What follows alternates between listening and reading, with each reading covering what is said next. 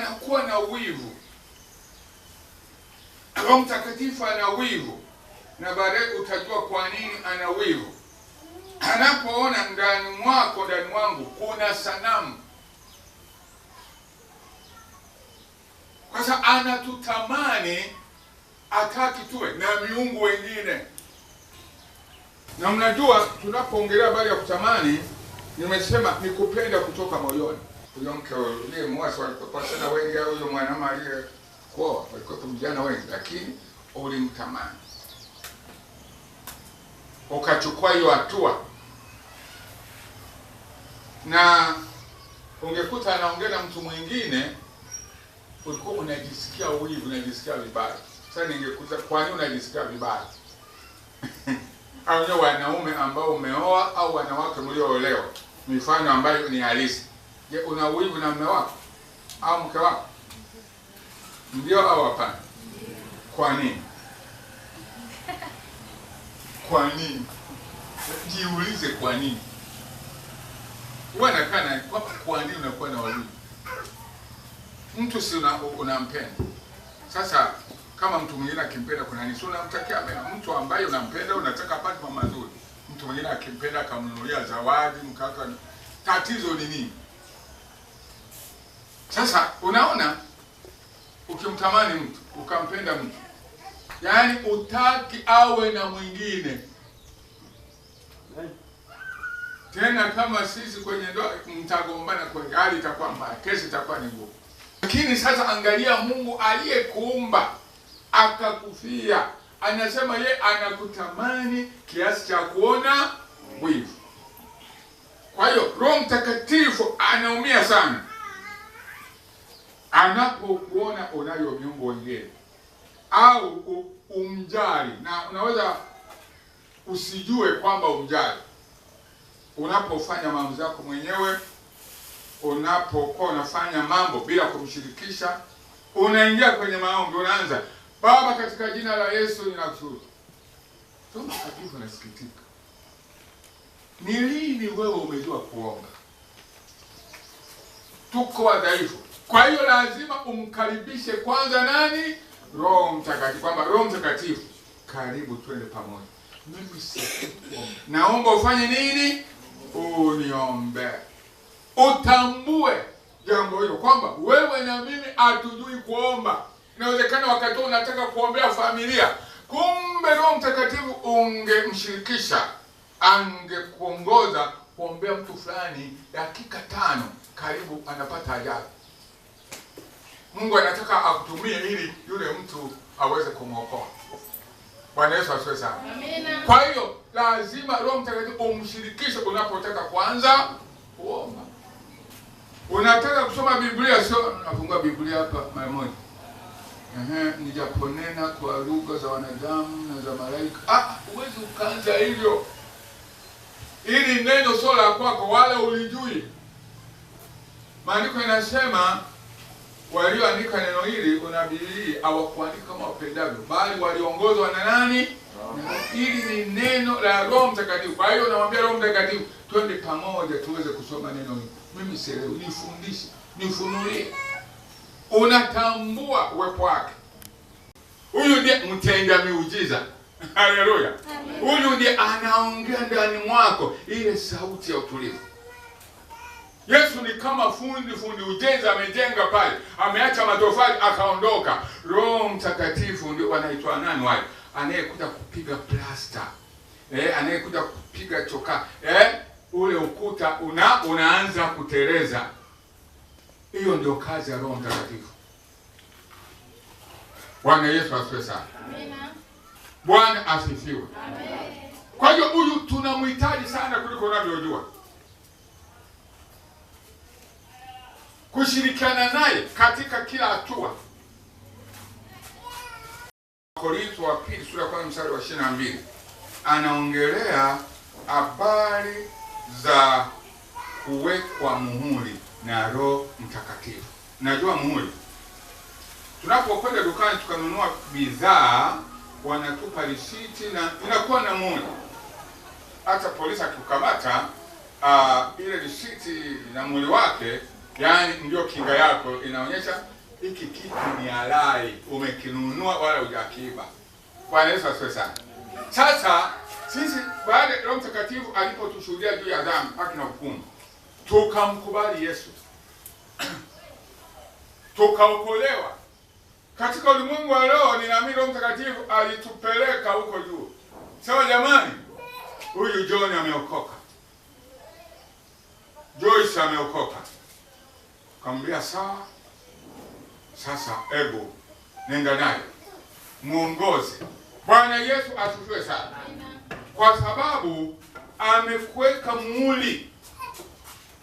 Utasoma hilo andiko kwenye Wakorintho wa pili 1:22. Kukuweka muhuri kumaanisha kwamba wewe ni wa kwake halali, amekununua kihalali, wewe ni wa kwake. Amen. Bwana Yesu asifiwe sana. Amen. Ndio maana anakutamani na anawivu. Alikumba baada ya wewe kumwacha kwa sababu ya dhambi, ukatengana naye, akaja akakushuhudia habari za Yesu alichofanya, ukakubali. Sasa anataka akuongoze hatua kwa hatua. Roho Mtakatifu, kumbuka, anakutamani, anataka akujaze nguvu zake. Anajisikia vibaya unapotembea katika udhaifu wa kiroho. Huwezi kuomba hata masaa mawili. Karibu upate kumwomba Mungu. Wakati fundi mitambo anaendelea kurekebisha mambo, nilisema juzi kwamba kanisa la kwanza lilizaliwa kwa nguvu za Roho Mtakatifu. Wale mitume waliomba kwa muda wa siku 10. Roho Mtakatifu akashuka. Petro akasimama miongoni mwa mitume akahubiri, watu 3,000 wakaokoka kwa siku moja. Kanisa lilizaliwa kwa nguvu za Roho Mtakatifu, linaendelea katika nguvu za Roho Mtakatifu. Tunapaswa kumaliza katika nguvu za Roho Mtakatifu. Hebu mtu wa Mungu, mchana huu wa leo, na wewe ambaye unasikia sauti popote ulipo, hebu twende mbele za Bwana tupate kumwomba Mungu. Baba, katika jina la Yesu, Mungu aliye hai, Mungu unayefanya mambo ya ajabu, Mungu si kwa kawaida, jina lako libarikiwe, jina lako litukuzwe, jina lako linuliwe. Asante Bwana, asante Bwana, asante Mungu mtakatifu. Haleluya, haleluya, haleluya. Haleluya, haleluya, haleluya, haleluya. Ora baba raba saka kara baba baba. Karibu Roho Mtakatifu katika jina la Yesu Mungu aliye hai. Ora baba raba saka kara. Ora baba raba baba raba baba raba baba. Ora baba raba baba raba baba baba.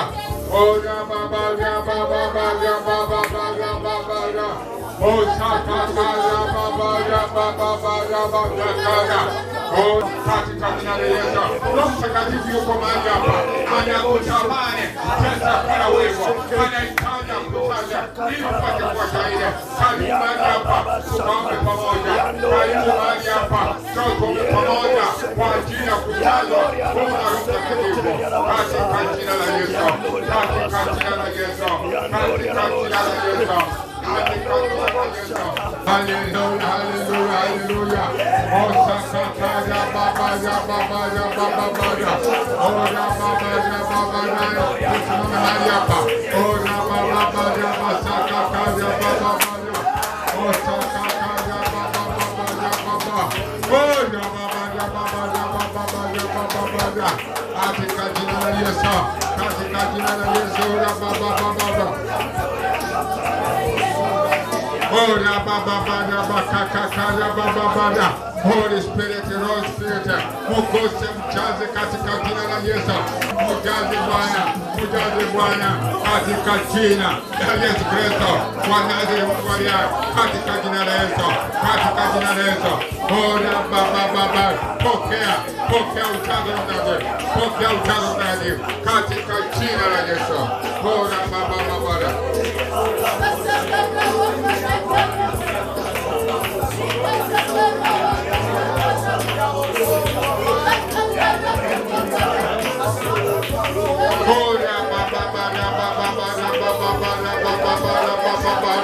Roho Mtakatifu, Roho Mtakatifu, Roho Mtakatifu, Roho Mtakatifu, ninaomba mchache Roho Mtakatifu, Roho Mtakatifu, Roho Mtakatifu. Kwa jina la Yesu, kwa jina la Yesu, pokea nguvu mpya, pokea ujazo mtakatifu, pokea nguvu mpya, pokea nguvu mpya kwa jina la Yesu. Mjaze mtumishi wa Mungu, mjaze Bwana kwa jina la Yesu. Pokea Roho Mtakatifu, pokea Roho Mtakatifu, pokea Roho Mtakatifu, pokea Roho Mtakatifu, pokea Roho Mtakatifu, pokea Roho Mtakatifu, pokea kwa jina la Yesu.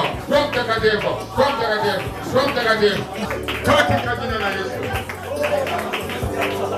Kwa jina la Yesu. Kwa jina la Yesu. Kwa jina la Yesu.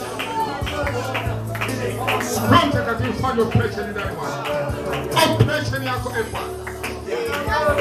Katika jina la Yesu Kristo wa Nazareti. Oh na baba. Asante Yesu. Asante Roho Mtakatifu. Asante Roho Mtakatifu. Asante Roho Mtakatifu. Asante Bwana.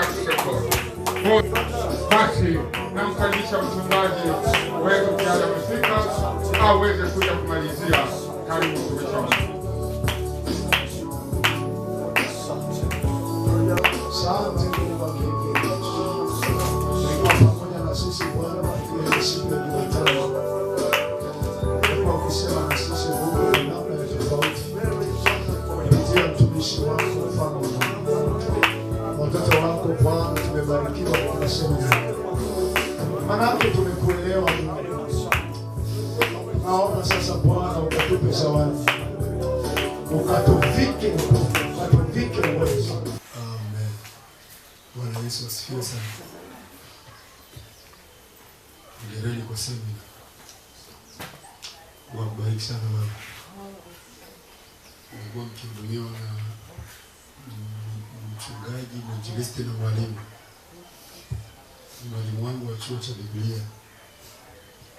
Ndio tunasoma pale mahali moja. Fundisha masomo mawili. Bwana asifiwe. Tumeokoka vizuri na mpendo Yesu. Haleluya. Amen. Unahudumiwa na profesa. Unajua mwalimu wa mwalimu ni profesa. Haleluya.